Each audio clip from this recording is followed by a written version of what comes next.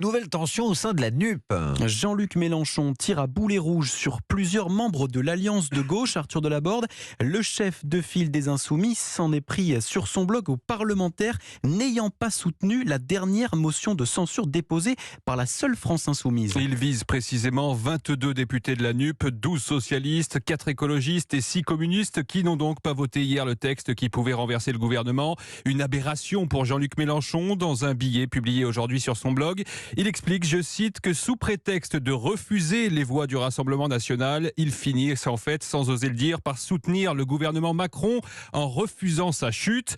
Mais si Jean-Luc Mélenchon s'en prend à une poignée de parlementaires qu'il juge responsables de cet échec, il faut rappeler que la motion de censure avait été déposée uniquement, vous l'avez dit, par les Insoumis et pas par l'ensemble de la NUP comme la semaine passée. Et si finalement la plupart des députés non mélenchonistes se sont résolus à soutenir le texte, c'est contraint et forcé pour maintenir l'unité au moins de façade de la NUP.